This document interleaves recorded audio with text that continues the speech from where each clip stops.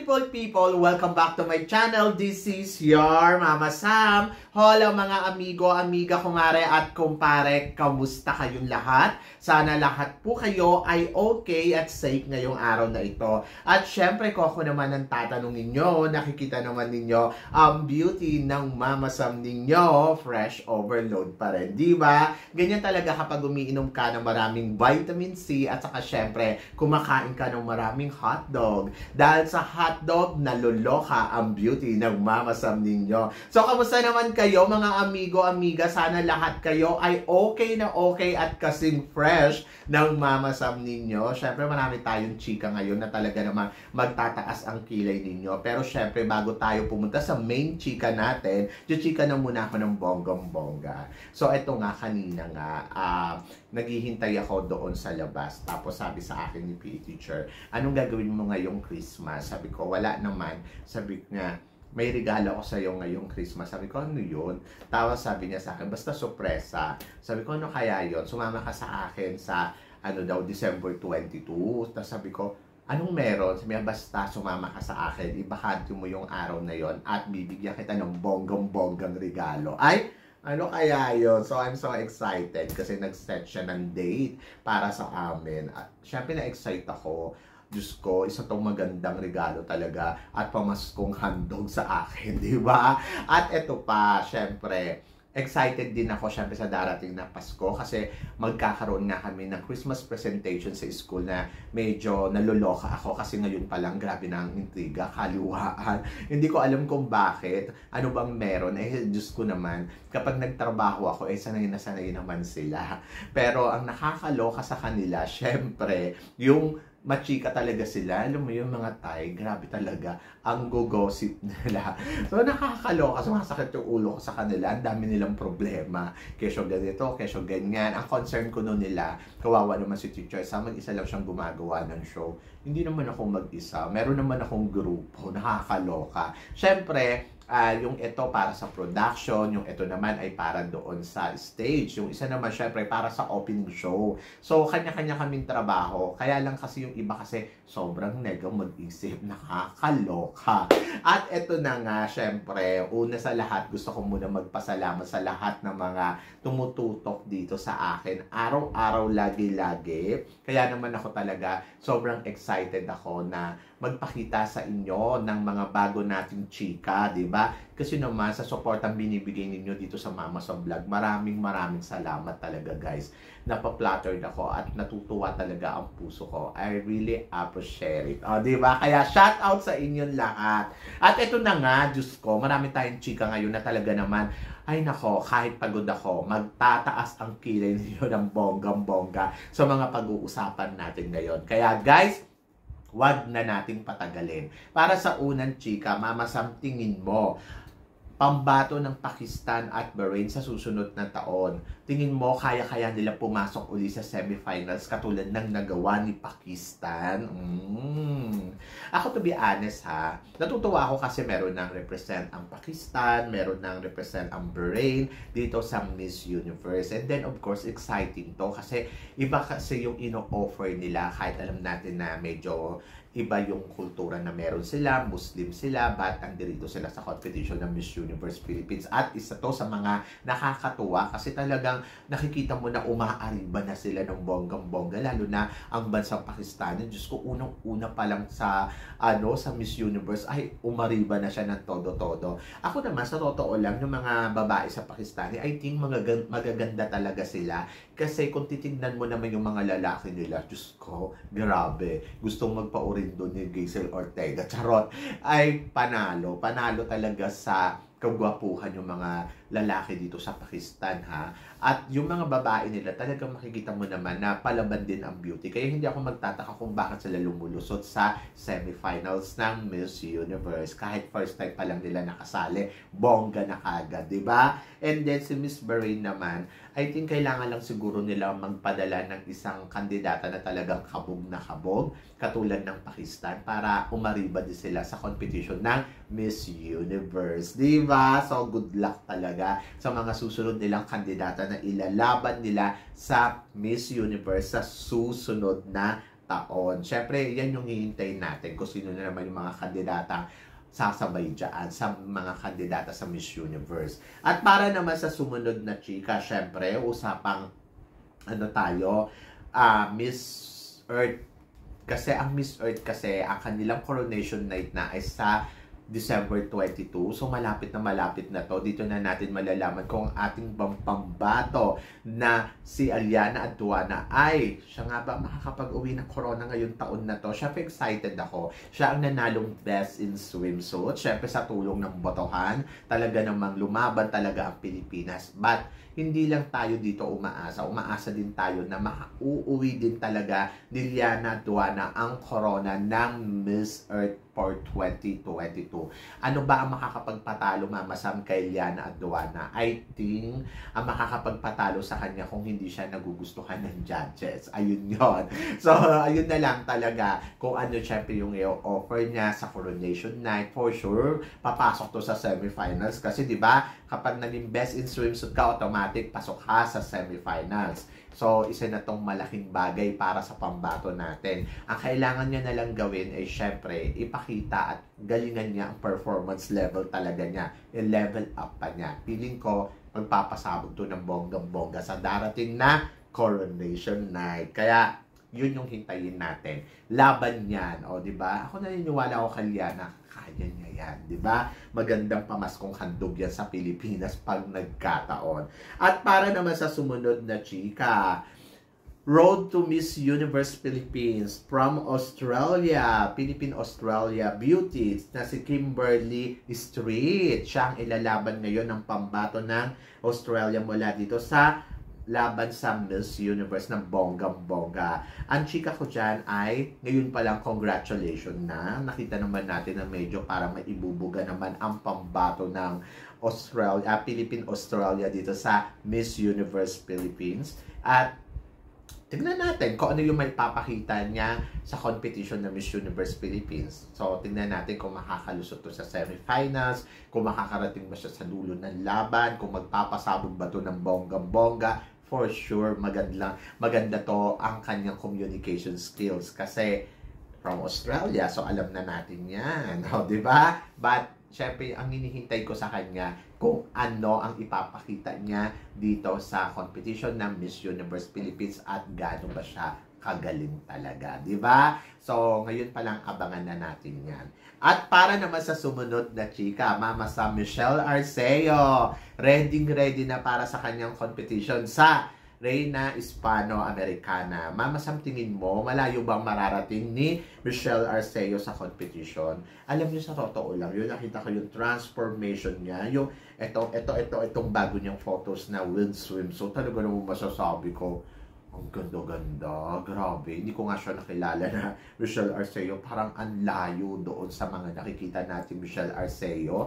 So, sabi ko si Michelle Arceo ba to? Pinocus ko pa. Sabi ko, ganda. Panalo. Ang styling talagang winner na iba talaga nila yung aura. So, parang feeling ko sa unang taon ng 2024, pasabog ang beauty na i-offer talaga ni Michelle Arceo sa Reina Hispano-Americana. Ako naman, ever since naman talaga, naniniwala ako sa batang to.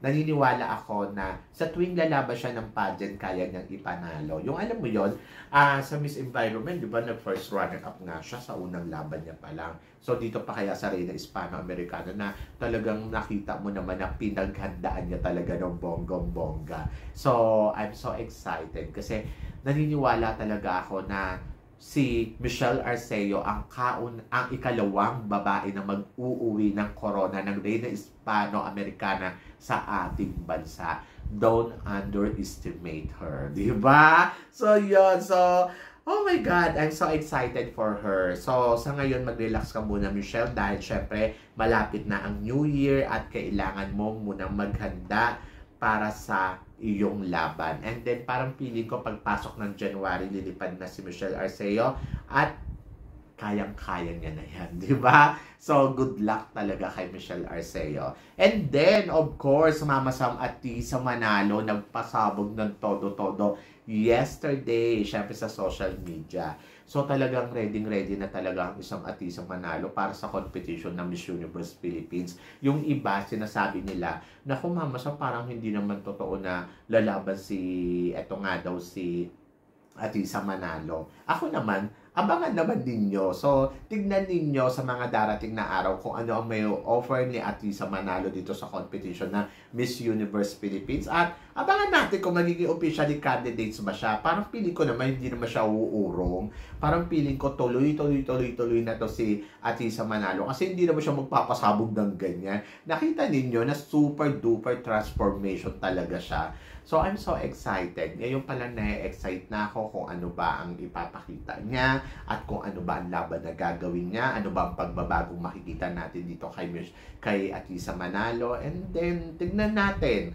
So, malapit-lapit naman na yan. Sa next month naman, i-announce na nila kung sino yung officially candidates ng Miss Universe Philippines. So, malalaman natin yan, di ba? And then, of course, Michelle D. Mama Sam na imbitahan ng European Union Ambassador. Anong chika mo dito, Mama Sam? Ang chika ko dyan, syempre, panalo talaga ang isang Michelle D.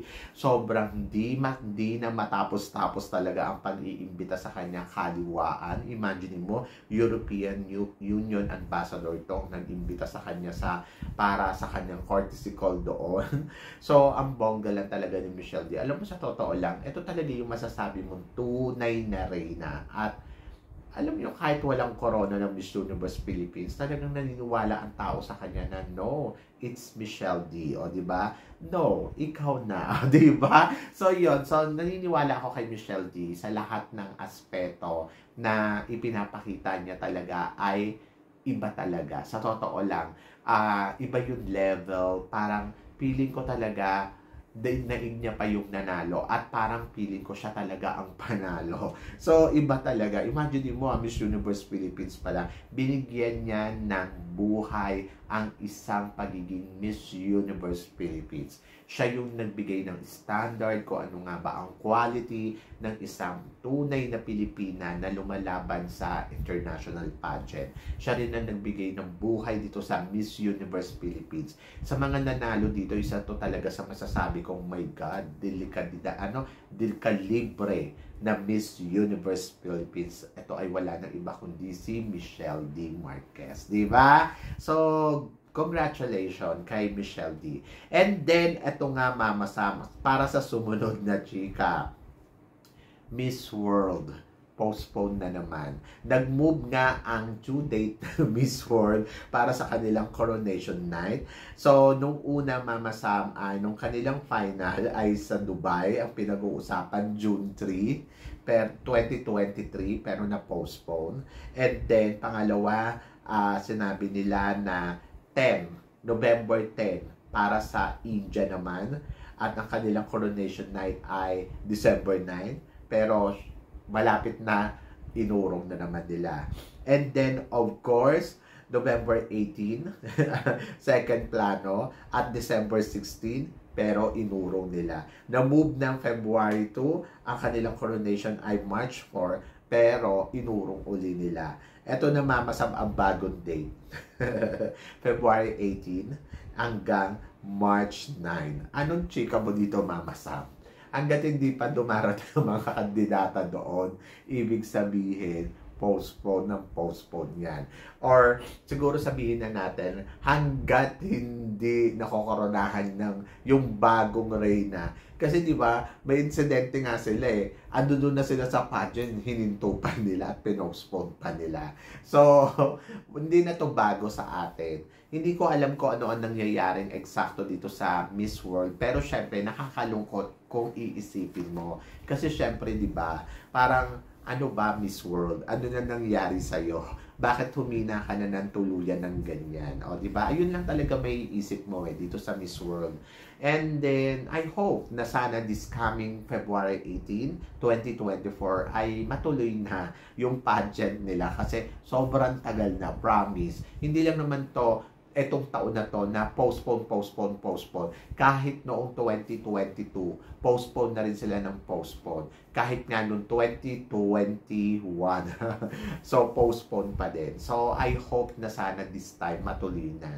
Kasi nakakaloka, sa totoo lang, nakakaloka na yung Miss World. Hindi na natin alam kung ano na mangyayari sa kanila. Better na siguro yung mga candidate ko, ipopostpone uli nila to ha, sa susunod ha. Halimbawa, ayan, tapos pinostpone uli nila.